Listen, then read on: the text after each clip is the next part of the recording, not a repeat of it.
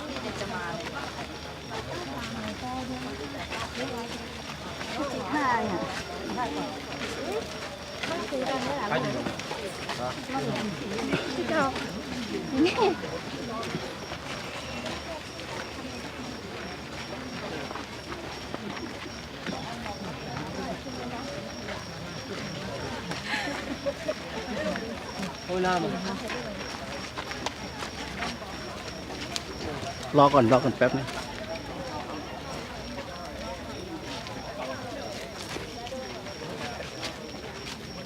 เดี๋ยวทำไมเราไม่ถ่ายอะไรวะทางวิดีโอ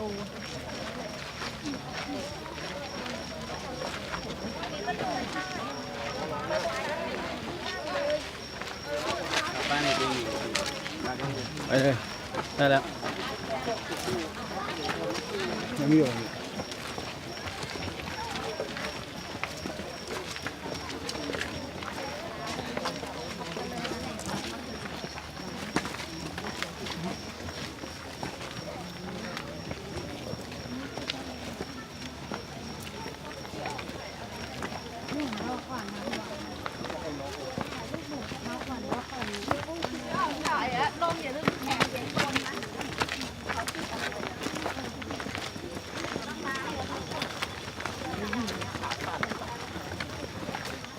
วิดีโอถ่ายวิดีโอ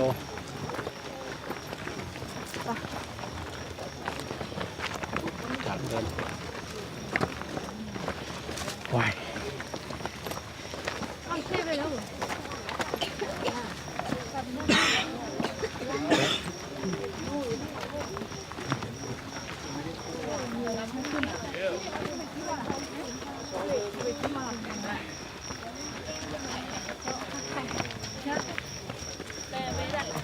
Có đi.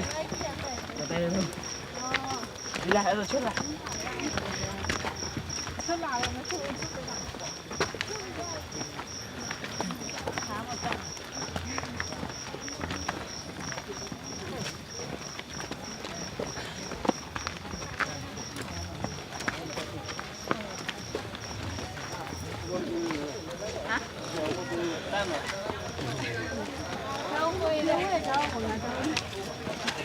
Chưa mới vừa tay mày.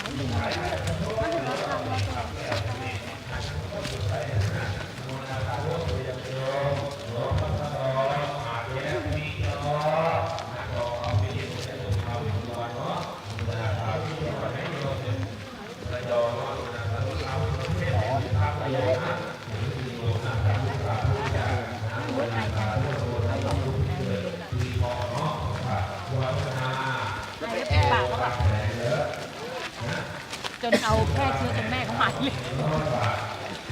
แม่พี่แหม่มไอเลยก่อนได้อยากคงไม่ถึงนะสาธุนะสาธุว่าเราจะขอต้อนรับนายนะสาธุจ่าโยมจ้าสาธุโยมทั้งหมดที่เคยได้ถวายสังฆทานด้วยนะตรงนี้สารพัดใจนะ6 2เอาและน้ำลืมเวียนปียอดเกิดปีละโยม เกิดปีอะไรนะครับสาธุจากจ๊ะเอ๋โยมทำไปถามนะพม่าใช่ไหมโยมพ่อจะมาไปพม่าเนี่ยเขาจะมีปีเกิดใช่ไหมโยมมีวันเกิดนะถ้าถามปีเกิดไม่รู้นะพ่อจะมาไปบ่อยนะบอกว่าปีเกิดหนูไม่รู้แต่รู้ว่าวันเป็นวันไหนจันทร์ศุกร์โยมนะที่จันทร์เนี่ยสาธุรู้เลยโยมนะต้องถามโยมแจ้งถามโยมใช่ไหมเอาปีไหนแน่โยมเอามาลงนะมาลงหาจะกันเนาะนุโมทโยมเป็นองค์สัตว์สิทธรสิทธรนี่โยมเนาะพิติยาดาเสื้อโกนมีมาลงทักษรูเอาเป็นมาลงเนาะขอโยมร่ำรวยจงโชคดีอีกจะปียังมาร่ำรวยนะเดี๋ยวทำบุญด้วยนะโยมนะทำบุญที่เกิดโยมตรงนี้ทำบุญเนาะแล้วก็เวียนเกิดสูเนาะ100 บาทเกิดปีอะไรเป็นท้าวเวสสุวรรณแล้วกันเนาะให้สัพพุสักวาสักนักชาลิติเก็บไว้นะเดี๋ยวจะปักตรงนี้นะสาธุจักอนุโมทนาสาธุอนุโมทนาบุญไปยังนายชัยยาไม่ใช่มิชัยเนาะโตโลสมคุณเหรอสมคุณเนาะปีขานสาธุนะจังหวัดไหนโยมบุรีรัมย์10 ปีอยู่ในเจ็ดมาเลยจ๊ะเอ๋เก่งเลยลูกไม่ง่วงนอนเนาะสาธุทำบุญที่เกิดเชิญนะร่ำรวยจะยกไปถวายสังฆทานตรงนี้เลยนะทำบุญที่เกิดแฮปปี้เบิร์ธเดย์มาแล้วนักบุญใจดีทั้งคู่100 บาทโยมเกิดปีอะไรนะสาธุเจ้าขายิ้มมาแต่ไกลเลยโยมนะอ่านว่าไงแกล้งลูกศิษย์ฉันเฉยเลยสาธุจักรอนุโมทนาบุญเชิญนะจงปีเกิดอ่านว่าไงภาษาไทยสาธุอนุโมทนาสุกัญญาสงสารใช่ไหมนะคุณจังหวัดไหนโยมเนี่ยวิรัติติปีจอพาไปเลี้ยงหมดแล้วเป็นท้าวเวสสุวรรณที่เป็นทรัพย์นโยมนะเวสสัพพะมาสักนักคาดีตินโยมนะสาธุจะจงโชคดีแต่มากันหลายคนบอสให้ลูกสาวมองหน้าหลวงตาให้นี่มองหน้าเศรษฐีอีก100 ล้านบาทเจ้าค่ะอนุโมทนาสาธุโยมเนาะอยู่พัทยาชลบุรีเนี่ยแกยังเวสสุวรรณเวสสัพประเทศแห่งเป็นพระขอให้รวยโยมนะถ้าแกเขียนชื่อตรงนี้จะโยมนะเขียนชื่อก่อนโยมนะพุทธาสาธุเชิญจะโยมจะเขียนชื่อตรงนี้จะปักที่โยมนะคุณโยมนางสาววันดี100 บาทเกิดปีอะไรโยมเตรียมพร้อมเลย เกิดปีอะไรนะก็ฝากมาเนาะเป็นท้าวเวสสุวรรณด้วยกันจะมากี่ครั้งให้โยมเนี่ยแต่พระสงฆ์ผู้เจริญ7 ปีเลยเนาะจากว่าคุณหน้าคุณตาโยมอาสาทุกอาตมาถวายเสียงบนเขานี้รู้เลยนะบุญมาขอใบเดียวจะถวายสังฆทานด้วยนะปีเกิดจะเพื่อฝากโยมเจ้าค่ะโยมชื่ออะไรเนี่ยจากพันน้อง100 บาทสาธุจ้ะขอไปเดียวจะอ่านชื่อขอไปค่ะอนุโมทนาสาธุเพลโยมเยาวรัตน์น้อยทุกคนปีชะรู้นะอย่าพึ่งปักรับของดีก่อนนะสาธุชะรู้นะสาธุเจ้าค่ะเนาะขอจงโชคดีจะเอามาจะอนุโมทนาสาธุนะจะให้ดีท้าวเวสสุวรรณมี2 ชุดให้เป็น2 ชุดสาธุรู้ไหมว่าสริกาลิ้นทองเนี่ยจะกลับปากแดงนี่สริกานี่มันมีเคล็ดลับโยมจะไม่ง่ายขอเขานะง่ายเขากินไก่ย่างหน้าดาวไก่ย่างเอฟซีนะไก่ย่างเอเชียนร่างเลยคนได้ปากไปแดงมีในหาสักพันเยอะจ้ะคนเดียวผู้ชายการนี้ที่ผมว่าอยู่กรุงเทพของคุณโคราชเลยคุณตุ้มเจ้าหอเนาะ100 บาทสาธุน้ำไม่ต้องเข้าแถวนะโยมนะขอนิดนึงเข้าแถวให้สวยเดี๋ยวว่าไปตักปีนันเนาะทำโสภาปีมะเสนนะสาธุมาเสนเข้าปีให้หมดแล้วโยมเอาไปท้าวเวสสุวรรณ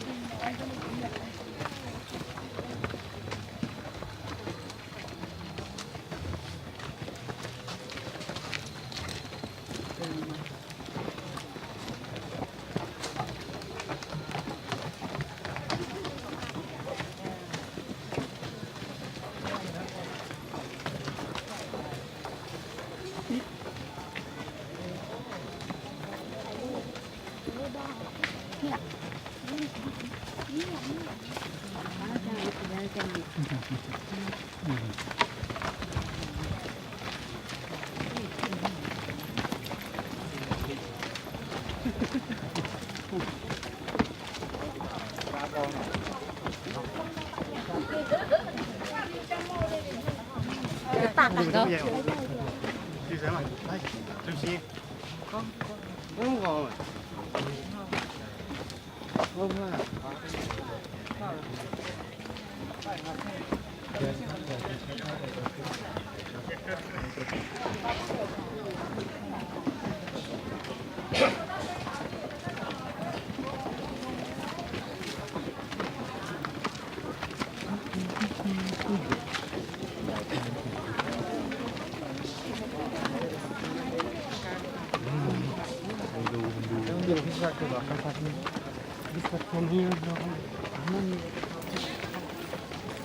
เบอร์ลิควิดแคลอรี่นะ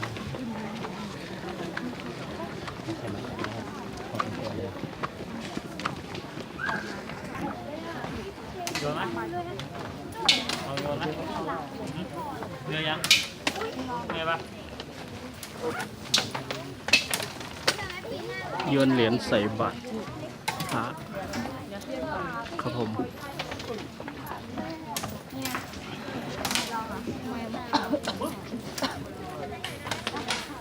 เขา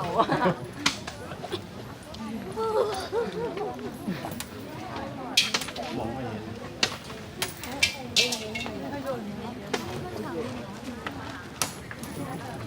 ติดเนี่ยลงสวิงไม่ได้ลงสวิงไม่ได้หนึ่งเที่ยวอะเขียนสูงไม่โดนใช่ไหมมือเขาก็โดนบัตรก็พอ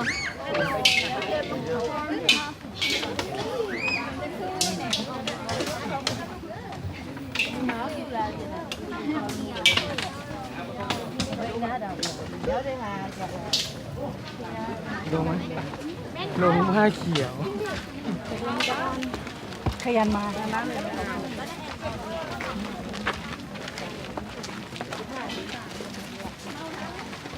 ไม่ล้มเนี่ยเนี่ย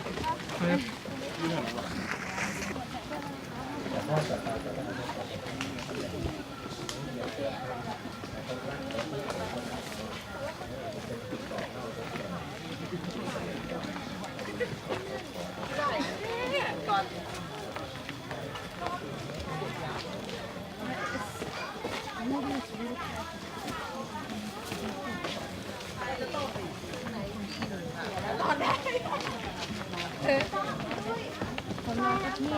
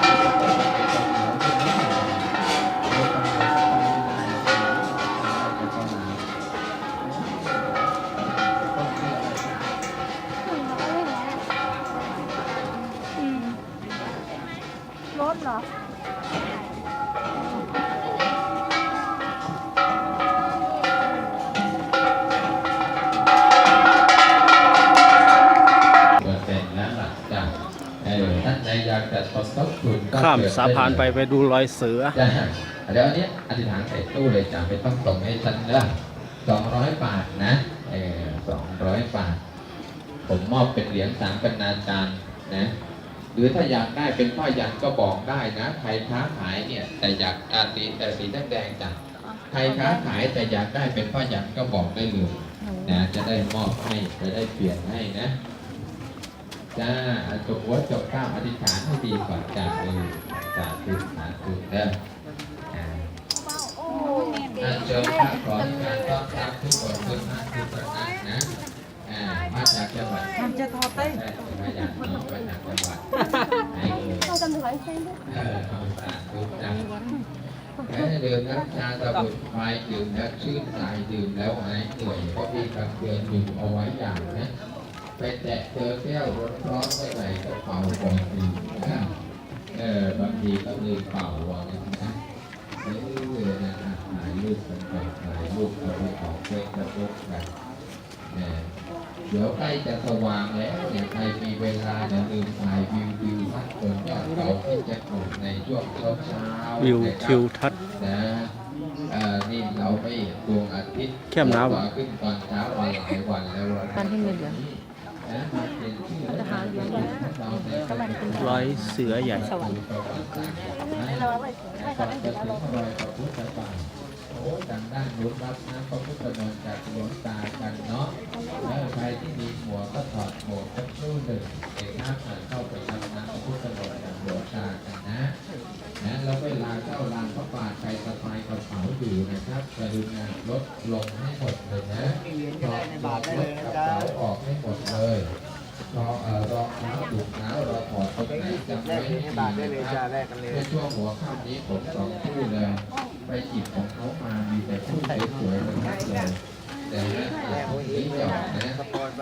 องดูแลให้ดีครับเพราะว่าคุณสาวที่แบบนี้คนเยอะนะ100 บาทเดี๋ยวเดินมาตรงนี้ด้วยจากรู้นะมาครั้งแรกด้วยเนาะได้นี่ทำตามทุกอยากได้เป็นผ้ายันหรืออยากได้เป็นเหรียญฮัลโหลนี่เลยเอาสาธุทางธุรกิจร้านขายอาหารบริษัทถึงเจ้ากระโดดวันนี้มาจากโคโลนประเทศเยอรมันที่บูชาไปแล้วบอกว่าทำธุรกิจในประเทศเยอรมนีแต่ผมฟังไม่รู้เรื่องหรอกครับแต่พอดีก็มีภรรยาเป็นคนไทยก็เลยนิ้วไม่บาดตัวจะเอานิ้วไม่เคยขอที่ได้แล้วนะบุญ1 ลูกเนาะนี่ไม่ได้ใช้ก็เจ้าเนี่ยบุรีรัมย์กว่าเจ้าของสโมสรตั้งได้ไหมไม่ได้สักเหรียญเลย ยังอยู่เลย อ้าว2 เหรียญแล้วไม่ได้ พี่อ๋องขายมากับเราพี่อ๋องมีโอกาสได้เข้าไปดูกับเขา ตั้งแต่อยู่บนรถนั่นนะ ติดเหรียญ กี่ครั้งแล้วเนี่ยบุรีรัมย์3 แล้วเนาะนี่เข้าแล้วมาช่วงศุกร์เสาร์อาทิตย์ผมก็เยอะแบบนี้แหละเนาะพี่เนาะธรรมดานี่จะบางตาเดินสบายไม่ต้องเปลี่ยนกันไม่บาดเลยนะจ๊ะตัวใหญ่นี่นะครับทุกวันก็อยากทุกวันเลยดีจบดีนะเศรษฐีเรื่องเลยให้รวยตาดูจ้ะดีเจ้าวัดเจ้าไหนดีเจ้าเนี่ยวัดแจ้งเลยตั้งไรแล้วข้าวแรกเหรียญเปลี่ยนแต่คุณเขาไม่มีขายหรอกครับถ้าอยากได้เราต้องทำเอานะ1 บาท 2 บาทเราก็อธิษฐานให้ดีนะจ๊ะเพราะว่าปัจจัยของเรานี้กว่าจะหามาได้ด้วยความยากลำบากด้วยความบริสุทธิ์นะก็ทำบุญทุกครั้งให้อธิษฐานทำทานให้อุทิศจะได้เป็นมิตรกับศาสนาได้จะสาธุดีเดินมาวางโทรศัพท์มือถือนึกว่าจะเอาโทรศัพท์มาถวายทางวัดนะโมทนาสาธุถ้าใครค้าขายก็บอกได้เดี๋ยวจะได้มอบเป็นข้อยันให้มีธุรกิจเนี่ยนะจะเปิด5 ร้านบริษัทตึกเช่าคอนโดแถวต่างๆนะหรือจะทำธุรกิจออนไลน์ต่างๆอีกยุคนี้สมัยนี้กำลังมาเลยเนาะธุรกิจออนไลน์แล้วนี่มีไฟอะไรด้วยลูกสาวตัวเล็กๆกระพริบนะ แลกเหรียญเปลี่ยนสตังค์เชิญด้านในจ้านะแลกแบงค์ใหญ่แบงค์ย่อยแบงค์ร้อยแบงค์20นี่นะก็ขอให้การต้อนรับนะมาครั้งก่อนเขาทำยัง กำลังทยอยเดินทางขึ้นมาเรื่อยๆนะออกจากรอยเสือ ทำไมมันยังเห็นใหม่อยู่ เลี้ยวซ้ายนะครับเลี้ยวซ้าย เปลี่ยนทุกปีหรือเปล่า มา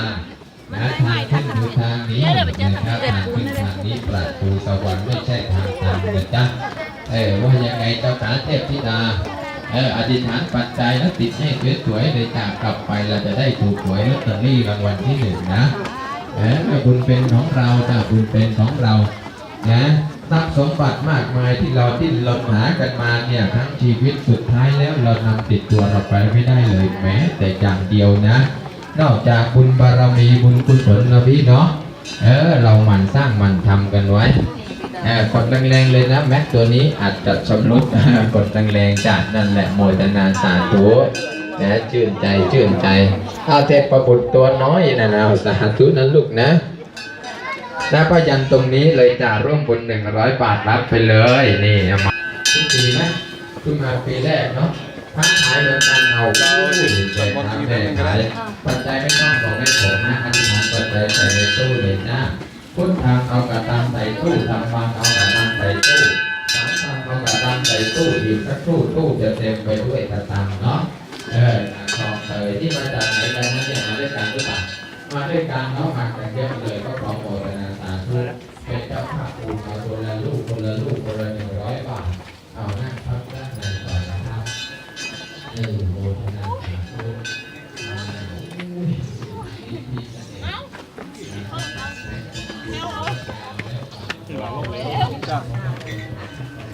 พี่บอกกลับยังไม่ออกกลับเดี๋ยวเราเนื้อออกแบบ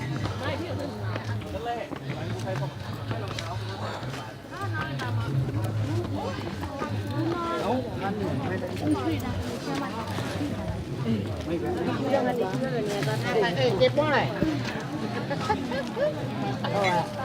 ถ้าดาราเนี่ยยังมางานนะ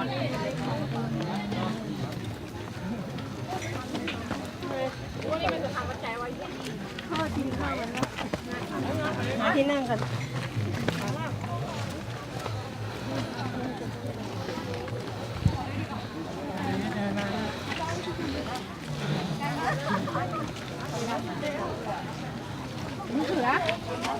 มีหลังเยอะมีหลังอะไรตอนไหนครับอยู่เพิ่มเปล่า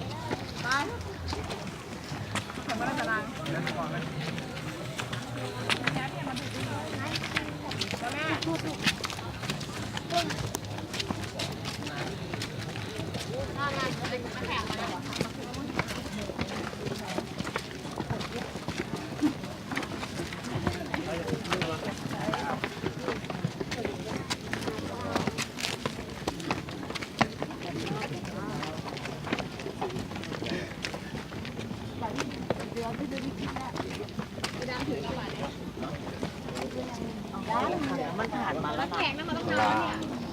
ต้องนานแล้ว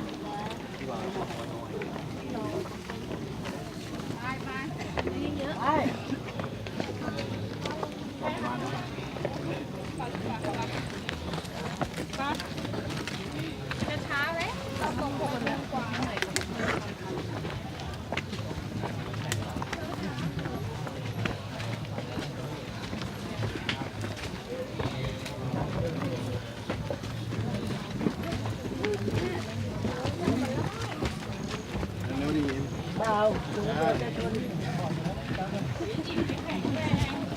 ชันชันชัน เดี๋ยวปีหน้าทำบัตรเอง ต้นมะม่วงคือเส้นไหน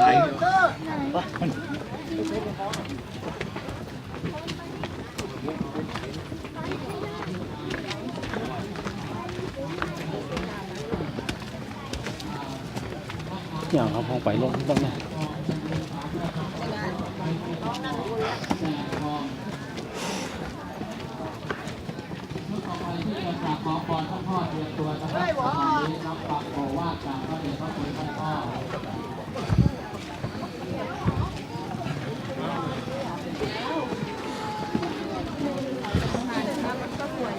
เดี๋ยวเราเดินลงไปเราก็เห็นวิว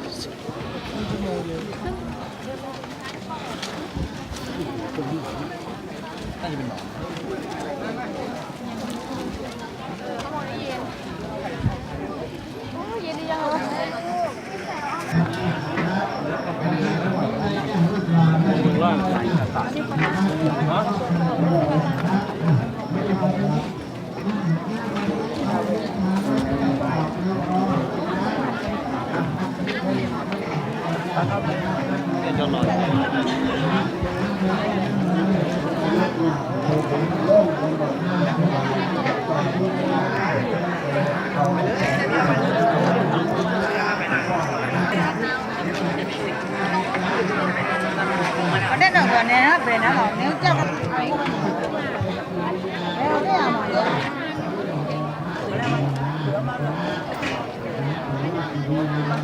đây là mình được